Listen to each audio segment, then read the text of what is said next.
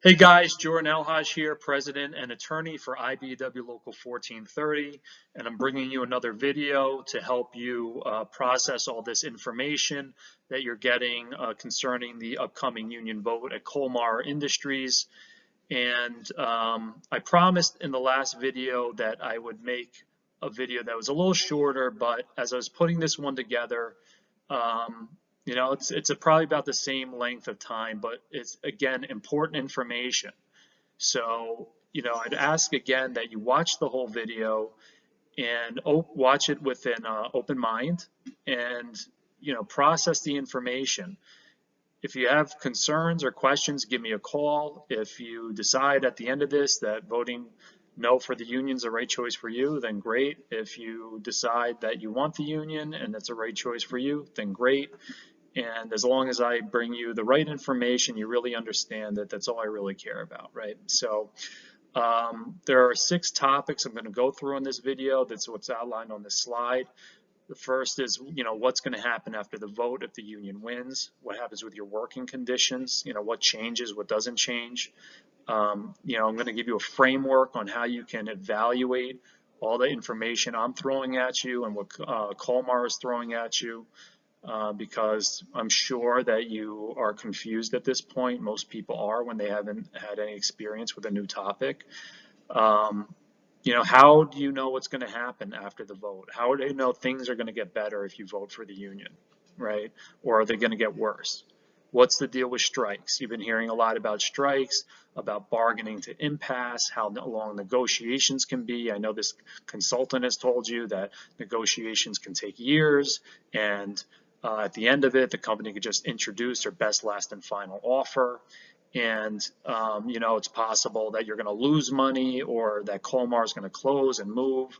So I'm going to address all those points, and I hope that after I address them, things are clearer in your mind. But again, we are here to answer any questions you have. So let's get into it. All right, so first thing, what's going to happen to your working conditions after the vote? Right, so a lot of people are unsure about this. They think all these bad things are going to happen if they vote yes for the union. It's not the case. So the first thing that's going to happen is all of your working conditions freeze. They are locked in. The company cannot make any changes to your working conditions without negotiating with the union. All right, and the union, being you, are involved in that process, right? So they can't change anything unless everybody is on board with that change. So your medical gets locked in, vacations, holidays, your rate of pay, all that stuff gets locked in, right? Until we reach some kind of agreement on changing a specific term, Kolmar cannot make that change. If they make a change without negotiating with the union, then we can file charges at the labor board, and we will get you anything that you lost as a result of an unlawful change, right? So if you were making whatever, $20 an hour, $15 an hour, and all of a sudden they dropped it to $10 an hour without negotiating that and coming to an agreement with it, we file charges at the labor board, and the penalty for that is to make you whole from any losses that you might have incurred. So after everything gets locked in, which is right away, you and your coworkers are going to elect a group of employees to be on a bargaining committee with representatives from the union, which I am going to be the one that would be negotiating your contract, the lead negotiator. And I'm going to say to you guys, listen, I don't know the facility as good as you. I don't know the practices. So I need some real good leaders to sit in on the negotiating committee with me. And you guys are going to decide who that's going to be. Right? So if you're concerned right now about certain people that are involved in the campaign or you see in the campaign, it doesn't have to be those people, right? This is a democratic process. You guys are going to get to decide who it is you want to be in the room with you on your behalf with the union. So we elect a committee of people to sit in there, and then we're going to have our professionals analyze all of your benefits. So we're going to have accountants and actuaries and medical benefit experts looking over your medical plan, your pension plan. We're going to pull the Department of Labor records concerning the investments that they've done, and we're going to analyze the structure of those plans, and we're going to go over all that stuff with you, and we're going to find different plans and different alternatives for you guys to review, right? Because you haven't had that opportunity. They just said to you, here are 3 different medical plans that you guys can choose from. Pick the one that's that you want. Now you feel like you might have a choice because there's 3 different benefit plans, but they pick those for you. We are going to bring the plans to you for you to evaluate that we can present to Kolmar. And we're also going to talk about the different structures and how much you're paying for those things, right? Because you didn't have a say in all that stuff, right? And then finally, you're going to tell us exactly what your working conditions are, how you want your working conditions to be. So you're going to, as a group, say, you know, this is how we want our wages. These are the raises that we want. This is the health insurance we want. If everything was perfect, here's how our working conditions would be, right? And you guys get to vote on that. That's another democratic function, right, or process, right? Everyone gets together and they decide what they want. And we put that together in a proposed contract, and that's how the whole thing starts. And we go meet with Kolmar. They have to meet with us by law, and we present that proposal, and we go forward with the negotiation. So for the Kolmar to be saying to you, hey, you know, you're going to lose things and things are going to change, nothing changes, right? There's this very detailed and involved process to negotiating, right? And nothing, you're not going to get blindsided by anything, right? And at the end of that process, you are going to be able to evaluate the agreement and make a decision on it, whether you want it or not, whether you want to go on strike or not. We're going to talk about that. Again, that's your decision. And whether or not you want to even remain represented by a union, right? So you have a lot of choices at the end of that. All right. All right. So that's the process.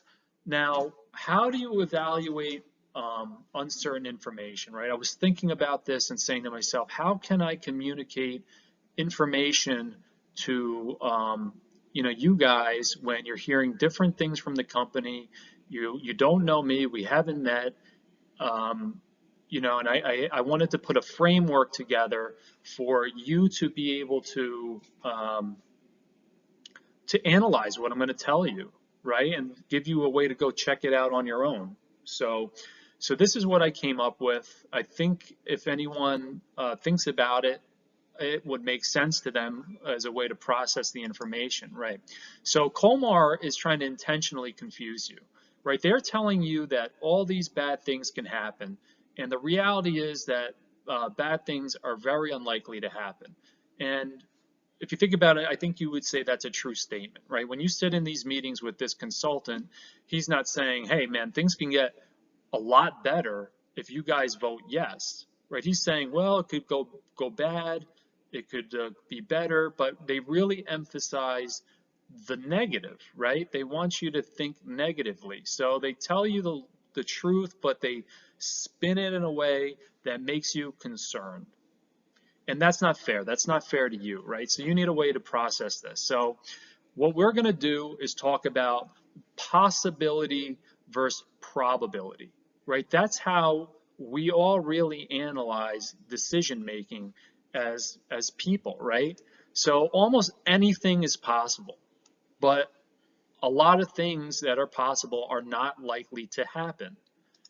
So what's an example of this, right? The lottery. We all go and buy lottery tickets with the hope of winning millions of dollars, but the probability of winning is really low, right? So we do something that has a small risk of loss, right? We pay $1 and we hope we might win millions of dollars, but we're probably not going to win millions of dollars. I hope you do, but most of us don't. Driving our car. Right, every day we go and get in cars, we drive cars, you know, you go to and from work, we're in cars all the time. And it's possible that you can die from driving a car, right? You can get in a car accident, you could pass out of the wheel and crash, right? You can die or get seriously injured. But the probability of you getting in that accident is very low. We've all decided that driving is a relatively low risk activity to engage in, so we do it, right? Even though there's a possibility of something very bad happening, it's unlikely that that's going to happen. You know, and another good example, I think, is surgery, right? Or taking medication. We make medical decisions about our own bodies based on the probability of success of whatever medical procedure we're going to do versus the risk that we face, right? If you have cancer, you know, you're going to be faced with a decision. Listen, should I go get surgery, which I could possibly die from, or should I not, right? And take my chances with the cancer, right? We are constantly faced with decision making, and when there's a risk involved with the decision, we generally go forward with decisions when there is a very small risk associated with it. So I want you to analyze this information that you're receiving in the same way as you would in any other aspect of your life. Make the decision on what you feel is more likely to happen, not the possibility of something happening, right? I could sit here and tell you, I would be disingenuous if I did, but if I said to you, you could be making $1 million an hour, right? That's possible. You would say, Jordan, you're a liar, and that's totally unlikely to happen. Well, the company is doing that to you in reverse, right? I'm going to explain that to you. We're going to go through that right now. But they're saying the opposite, like all these bad things are going to happen. Bad things can happen, right? But they're unlikely to happen. So let's go through it. All right. So let's talk about what's probable, not what's unlikely. All right, so the most likely outcome as a result of this election is you're going to make more money, have more respect and control over your work conditions if you vote yes. Now, how can I say that, right? Because I haven't seen anything from Kolmar, right? I haven't sat down with them and had any preliminary discussions, but I can still confidently tell you that. All right, so how are we going to do that? So I'm going to show you government statistics, right? So the government compiles data about working conditions, the Bureau of Labor Statistics, and we're going to look at that and use that as a guide for decision making, right? Because the government doesn't have an agenda to lie to you. They don't care about your working conditions. They're not involved in Kolmar. So that's objective evidence we can look at to make the right decision, right? I'm going to show you real life examples of other unions and what they've done for workers to get a sense of how things go. And finally, we're just going to apply our common sense about how business goes, right?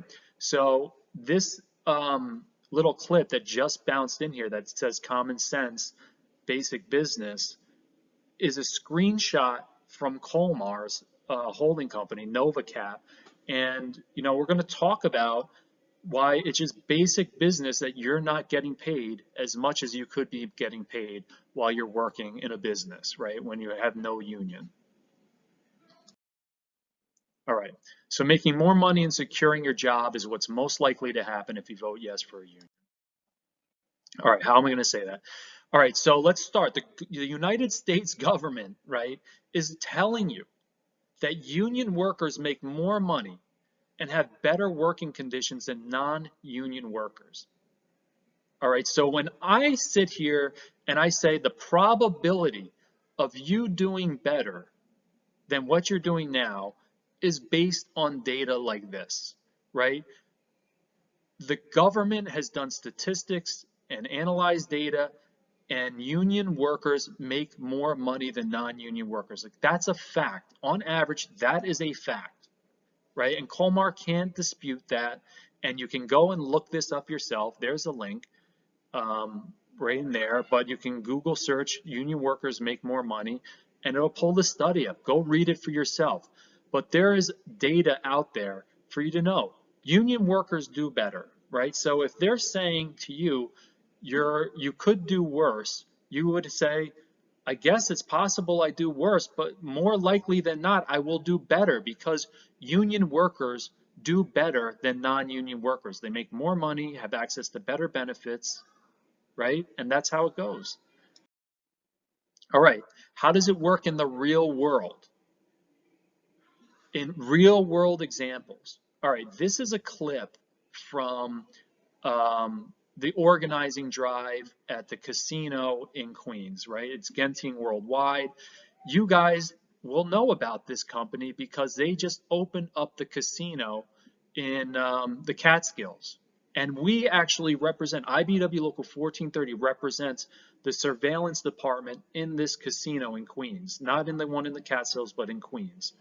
And we also represent the one in Yonkers, right? The MGM company. We represent the surveillance group there, right? So companies come in and they say, listen, we're paying as much as possible. There's not money for you. We're really tight. You know, business can't do it. All the things you're hearing, right, from Kolmar, or you're going to hear from Kolmar. And here's a real world example where the union came in, the Hotel Trades Council. I'm friends with that union. I know them very well.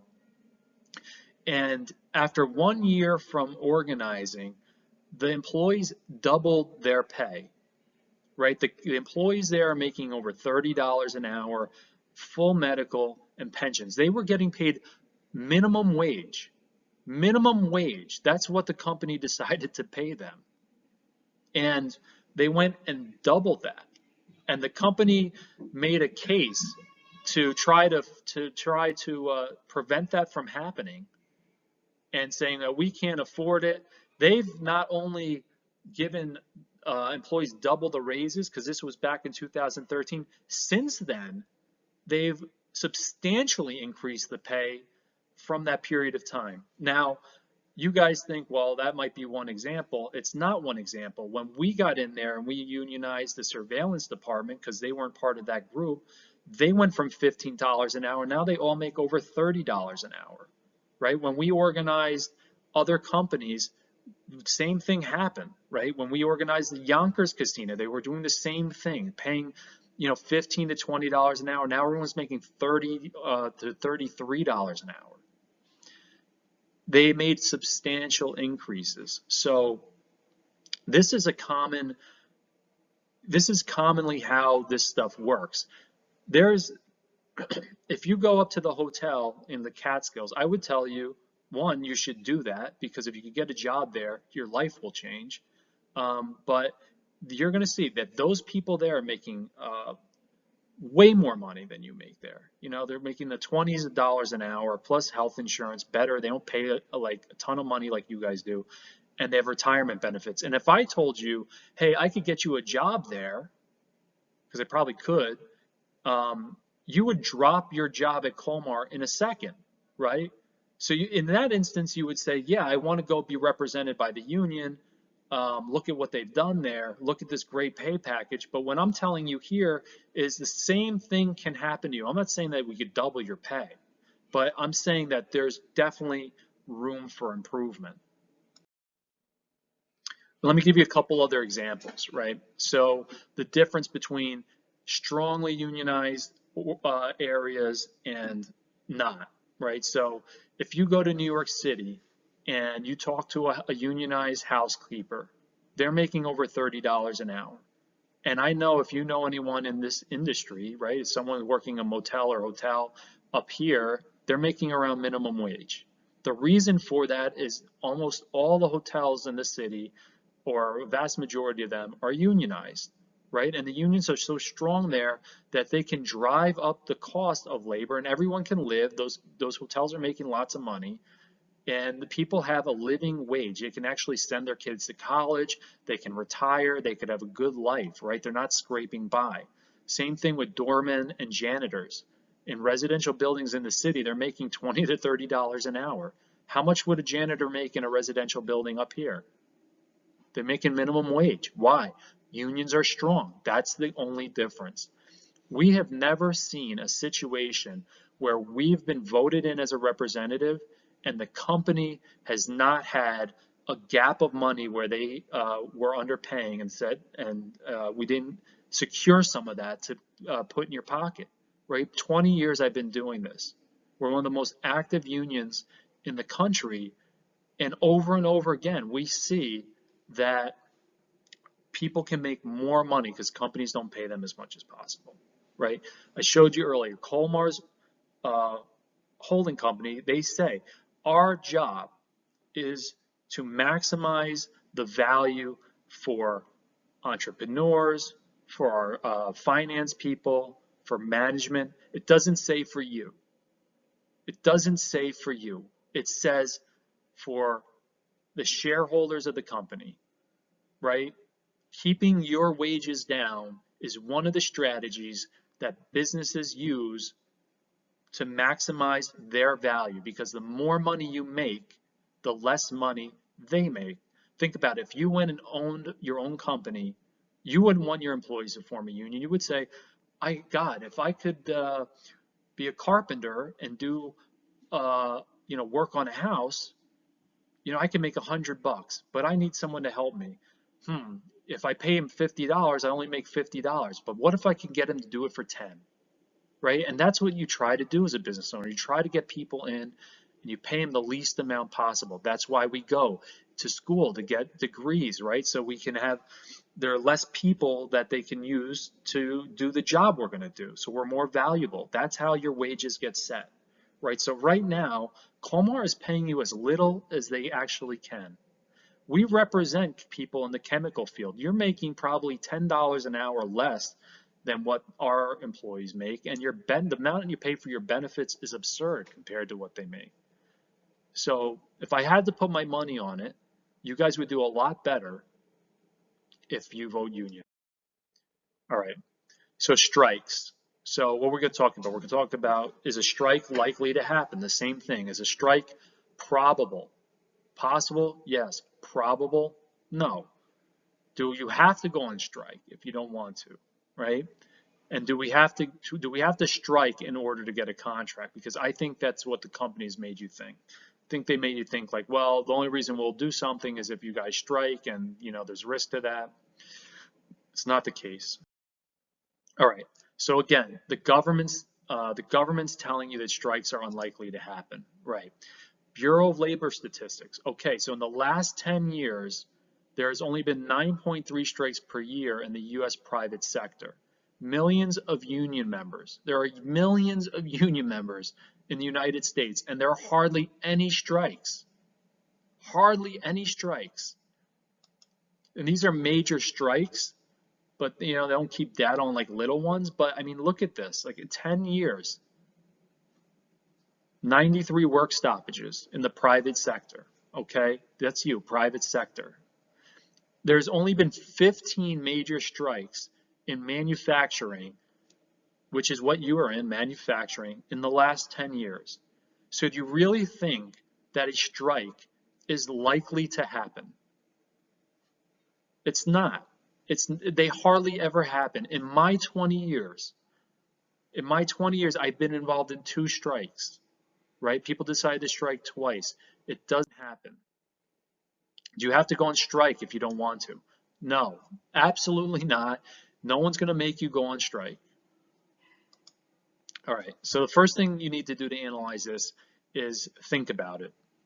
How can anyone force you not to go into work? What is a strike? A strike is when you withhold your work. You're going to say, I'm not coming into work.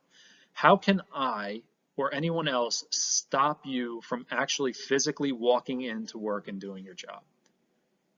Like, we would actually have to physically restrain you. It's against the law to do that, right? You can't do it. So if you make a decision to go to work, despite what happens, you're going to go to work, right?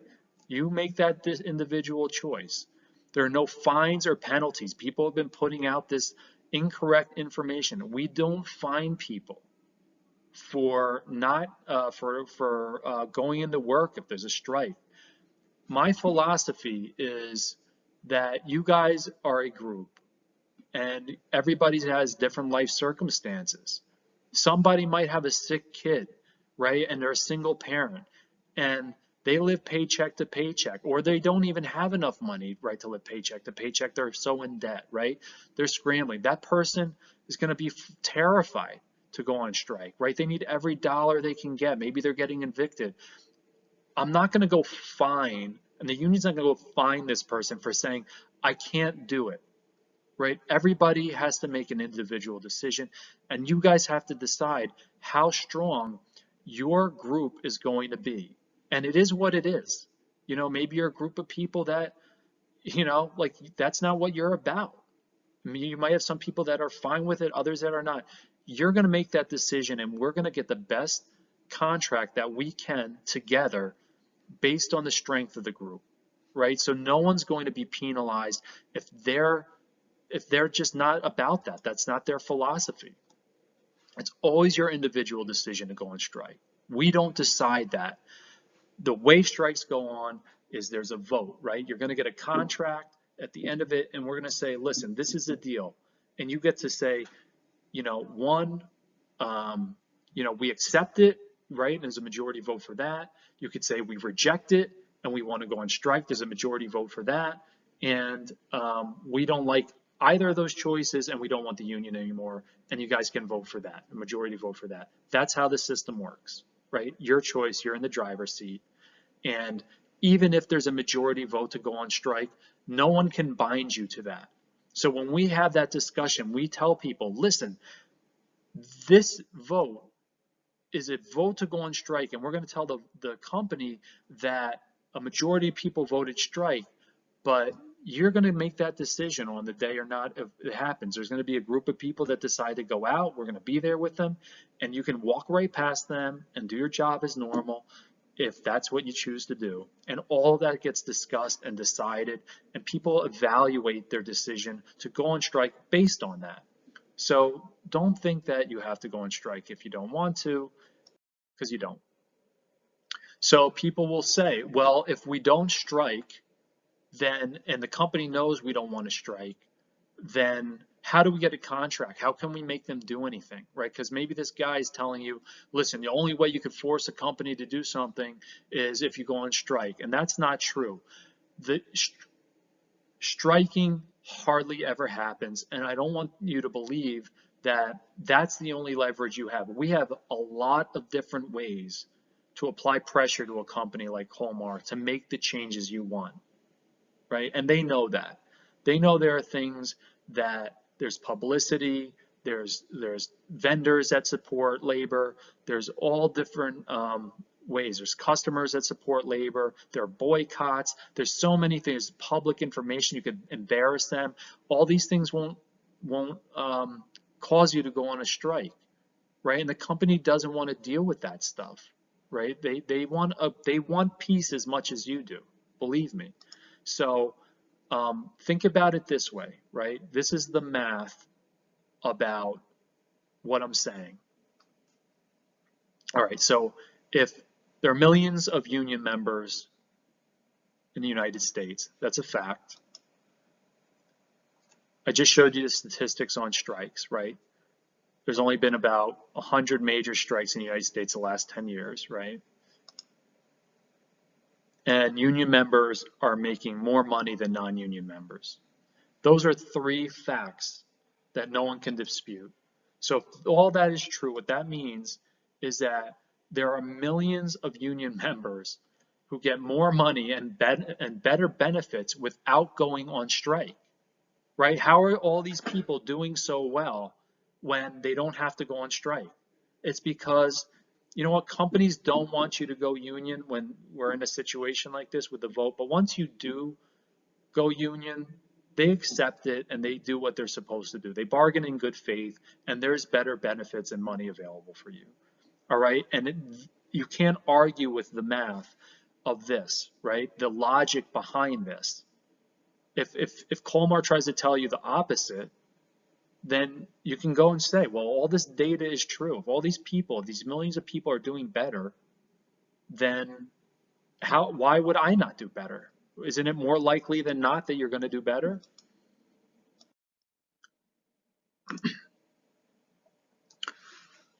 So you're afraid of going on strike. I'll be honest with you. I'm always afraid if employees decide to go on strike.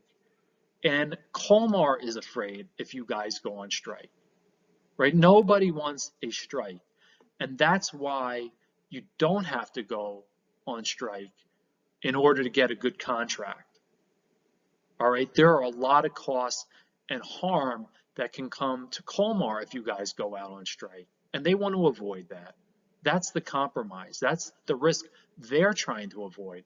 When we posted that last video I made, someone said, well, if you guys go on strike, think about it. Like, they can lose customers. We won't be able to make a quality product anymore. They're going to get people to come in here who don't know what they're doing. All that's true, right? That's why Kolmar says, God, like, we should compromise here because we don't know what's going to happen if the people go on strike. If you don't believe this, ask Kolmar, right? They're going to tell you that if you go on strike, they're going to deal with it. Like, they'll have to do what they can do to win a strike, but it doesn't mean they want to have you strike, and they're not going to suffer a lot if you have one, right? And they're not going to admit it, but they're going to take steps to avoid having a strike. And the only steps that they can take is to make sure that you get a fair deal that everybody can live with. That's how every single contract we negotiate is approached, right? Every single time we go negotiate, employees are making increases in benefits. Right now, during the pandemic, when all these businesses are shut down, we're still negotiating contracts. And we just negotiated a contract. People are getting continued 100% employer paid health care, $5 an hour wage rates increases, right? They're getting 3% raises, like when they're already making, $25 to $30 an hour. This stuff is still happening. Why? Because they don't want labor disruption, because there's a value. Don't feel powerless, right? And afraid. You're as powerful together, or you're more powerful together than you are alone. Like, you're looking at this as a situation you've never been involved in, and you might feel like, oh, well, I can't do it alone. Yeah, alone you can, but together you have a lot of power, and that's why Kolmar's fighting to stop you from being unified. Right? You're not powerless. They've already started making changes in response to us getting involved because you're starting to become unified. So think about it. Without even actually voting for a union, having the full power behind you, you've already started making these improvements. Right? So once you get certified, forget it. It's going to be like a significant change. All right, so strikes are the last resort, right? So you've heard from the company, right? This whole concept of impasse, negotiations can take years, and at the end of that, you could reach what's called impasse, when no more progress can be made, and at that point, the company just put into place what it wants, right? So that's not true, right? 100%, right? In concept, in theory, it's true. That's not how it works. All right, so first, how long do contract negotiations take? Less than a year. Usually less than a year. 99% of the time, less than a year. Why? How do you know what I'm saying is true? Because after 1 year, if the union does not produce a contract that gets approved and signed off by everybody, you and your coworkers can vote the union out. I have a little question mark there. It should be in a period. So that's the fact. You can vote the union out after 1 year, right? So if negotiations go longer than 1 year, that's because you and your coworkers have decided that that's okay for you, right? Remember, you're always in the driver's seat. So, after the negotiation, we get the committee and we get started. If we don't get back to you within a year, these people that are anti-union, that want to support Kolmar, they're going to start trying to get the vote together to vote the union out, or maybe everyone does, right? So unions try really hard to get the contract done in less than 1 year, right? And in my experience, it has always happened, right? All right, so that's how long it can take. So what about bargaining to impasse, right? This theory like that, oh, well, you know what, we can get to a place where we can the company can just implement what they want. First, the company's making it sound bad. You want to bargain to impasse. You want to get to a point where the company says, this is it. this is it. Like, we are at the end of our proposals, and the union says, yeah, we are too, right? This is the final deal. That means you've pushed the company as far as they're willing to go. You know you're getting a good deal, right? Kolmar wants you to think that going to impasse is bad, right? They're like, well, you could go to impasse and we can implement our best, last, and final offer, right? That's true, but the usual outcome is that you're doing much better than when you started, right? They're making it sound like they're gonna implement worse conditions, and you're gonna have no choice in that, right? When being at impasse means the negotiation is over, and they're gonna say, here's the deal. You then get those three choices. You get to decide whether you accept it, reject it, and want to strike, or get rid of us. That's it, right? That's all impasse is you bargain to the end, right? Now, if you get rid of the union and you trust the company, then that's cool. Then you go with what they want, even if it's better. You don't have to accept. Even if we do a better job for you, you don't even have to join. You could vote us out, right? So this is not a bad thing, bargaining the impasse. It's not a scary thing. You're going to be doing better. If they try to implement something that's worse, then you're going to decide to probably go on strike, right? If they're trying to take all these things away from you, you hardly have anything right now, right? Why would you accept a situation where Kolmar's trying to hurt you? It's not the union trying to do it, it's Kolmar. So impasse is not a bad thing at all. And generally, the outcome is you're doing better. It's just not, sometimes, I guess the worst case scenario is that it's not 100% of what you wanted to get, but you still went from maybe 1 to 5, or however you want to categorize it. All right. So can you lose money or benefits as a result of the vote, or can Kolmar shut the plant down if you vote for the union? All right. Please get this through your mind. It is against the law for Kolmar to take away any benefit or close the company to avoid the union or to punish you for voting for the union. It is against the law. They cannot do that, right? They can't just, if you vote us in and we're there and they say, we told them not to do it, now we're going to take away this benefit or that benefit, they can't do it. If they do that, you can file the charges at the labor board, and the government will make you whole for anything you've lost as a result of that. This is a fact. You don't have to believe me. You can call the labor board 212-264-0300 and ask them, can a company take away benefits or move a company in order to avoid the union or to punish employees for voting the union? The answer is no. They can't do that. All right. So brings me to the next question, right? So if Kolmar is telling you that you can lose benefits, right? You might lose benefits if you vote for the union, then what they're really saying is Kolmar is planning on taking away your benefits even if no union is there.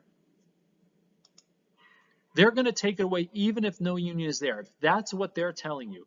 If they're telling you anything else, they're breaking the law. Because if they're saying that we're going to take it away, not for business reasons, then they're telling you they're going to lower the business benefits or close the plant because the union gets in. And that would be breaking the law, right? It has to be for a valid business reason, or it's got to be because they're breaking the law. Those are the two choices, right? And if they're deciding that they're going to lower your benefits for legitimate business reasons, you need the protection of the union. You have to have the protection of the union, because how are you going to protect what you have? You can't do it unless you have the right to bargain. So the two options that they have, both of them, the union is the right outcome, right? Like, so if they're telling you that they're going to punish you for bringing the union in, that's a company you can't trust. They're saying, we're willing to break the law and violate your rights if you stand up for yourself. Is that a company that you want to trust? No, this is a company you need protection from. And if that's not the case, then they're telling you, we're going to take away your benefits and wages for business reasons because we want to do that. And if that's the case, you need a union to protect you.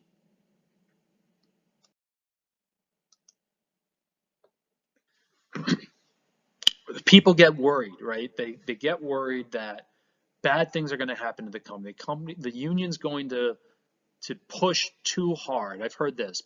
Well, the union's going to make them pay too much, and as a result, they're going to close the plant down or the company down, or they're going to move. That's not how things work, right? Companies aren't stupid. They have whole finance teams. This company is a huge finance department. They have CEOs, they have management, they have lawyers, they have people specializing in this, right? They don't make deals and negotiate contracts that they can't afford. That doesn't happen.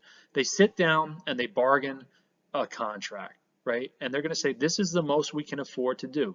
At this point, you get to decide whether or not that's something you want to accept, right? They're not going to say, here's $1 million an hour, we really can't afford it, and we're going to close the business down if you accept it, but we're willing to do it.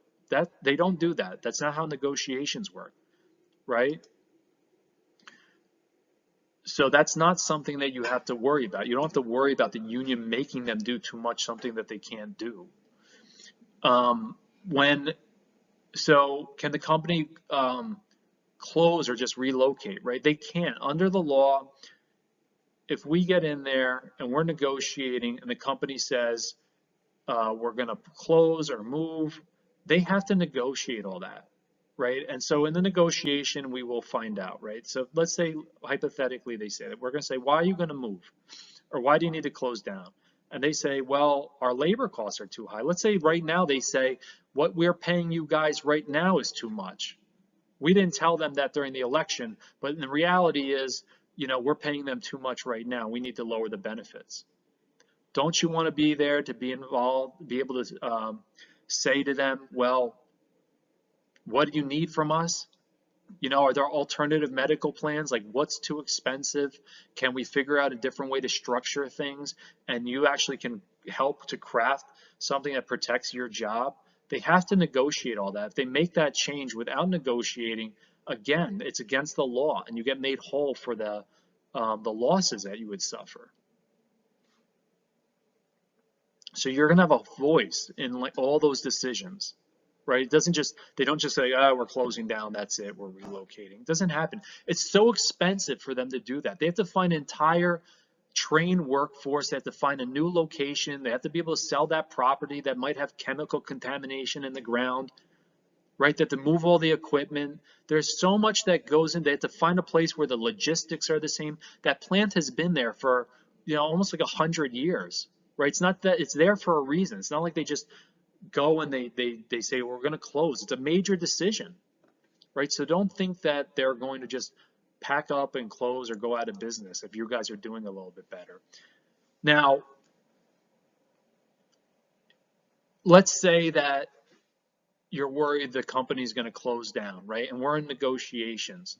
And they say, well, if we do that, if the company's like, if we pay that, we're going to go out of business.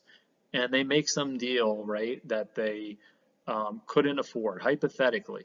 Like, you don't have to become a union member, right? If you don't like the contract, then don't accept it, right? Vote the union out, right? If the union has caused that much harm to the business or to your financial well-being, if it's somehow hurting you guys, then you could just vote it out. It's not like you're locked in forever. There's rights that you have against the union, and there's rights you have against the company. And all these rights are designed to give you choice and control and the ability to make decisions with one another. The way I see it is that you only have to protect yourself against Kolmar. Kolmar, if they're saying you're going to lose something, that's because they want to take it away, right? People are assuming right now that, Kolmar's not going to take anything away from you if you vote no. Like, what's the guarantee that you have that they're going to do better or not take something away the following month. Like we're in the middle of a pandemic, and you're assuming like they're just going to say like, oh yeah, like now we can continue medical costs or give everybody raises. The likelihood if you don't have a union is that you're going to lose money, right? Who's to say that they're not going to restructure everything right now? Like the possibility of change is a risk created by Kolmar. The risk of you losing something is only caused by Kolmar, not the union and your right to negotiate. So if you think there's a possibility in the future that you're going to lose something, if that's your concern, like you might lose something in the future, then vote yes, right? Because you already have that risk right now, right? Like vote yes to protect from that risk. Because if you don't, like you're living with it right now. Like they could change anything when you're not in union. So if being afraid of the company's power and their ability to reduce things frightens you, then you need to have the union. And you can't assume that the company's going to continue having, you know, the same pay or improve things. You have no guarantee that way. They're not putting that in a writing and a contract for you. So at the conclusion of this, you've got to remember this is about what's likely to happen. It's what's probable, not possible, right? Don't let Kolmar scare you into making the wrong decision, right? If you're saying we might go on strike, we might lose something, you know, then don't get in your car and drive to the store, right? Don't do anything that has a very low amount of risk. You know, if you're the type of person that has zero risk tolerance, I can't do anything about that. That's your personal risk tolerance. But I'm telling you that the probability of these things is very small. Now it's human nature, right? We want to avoid something bad, something unknown. You're saying I have lived without a union for all my life, and you know I'm surviving. Things are not as good as they can be, but they're good enough, right? Or they're acceptable. I can live with them because I'm too afraid that something bad might happen down the road, and I'd rather keep my job than lose my job, right? I'd rather have what I have now than the company going out of business. That's how we're hardwired as people when we're making these decisions. So I'm trying to show you that the reality is that that risk in your mind is way bigger than what it is in reality. You've heard Kolmar's consultant tell you, listen, you could make more money, you could lose money, things could stay the same. Like, and he's right, right? All that's possible, but the probability is things are probably going to get better. He's not going to tell you that because he's getting paid to scare you, but the probability, if you look at all the data, is that you're going to do better. And what I would say, if you really wanted to pin this down and have Kolmar be totally transparent, is let them show us all their financials, right? We'll have our accountants and lawyers and all of our professionals look over all their financials, how much they pay everybody, and start negotiating and see what the reality is. But they don't do that. They don't want to show you all that stuff, right? Because they have money. They don't want to show you how much you're paying this guy to get you to vote no, because it's an obscene amount of money. And I'm going to talk about this in the next video, but it's an obscene amount of money, right? Because they say we'd rather spend the money on this guy if we vote to get them to vote no, because if they vote yes, it's going to cost us a lot more money.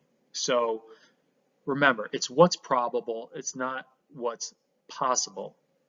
And I think that you're going to do better. You're going to be pretty happy with the outcome, but I'd be happy to answer any questions you guys have. All right, long video, but I appreciate your time. Thanks.